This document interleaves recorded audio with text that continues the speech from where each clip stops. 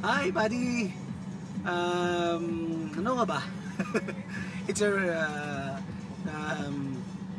special holiday, right? No. Happy birthday! Hopefully, you enjoy a lot during your stay in vacation sa Philippines. I hope na magkita tayo by July, okay?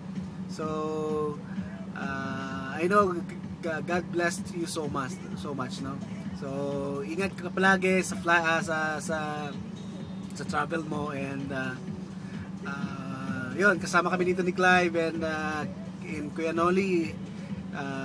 We're here for you. We're always praying for you na you're always safe there sa trabaho mo. I pray na patuloy mo silang i-bless sa lahat ng mga bagay, financially, busugin mo sila ng pagmamahal yung family, okay?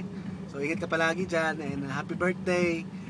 Enjoy God's blessings in every day of your life. God bless, and see you.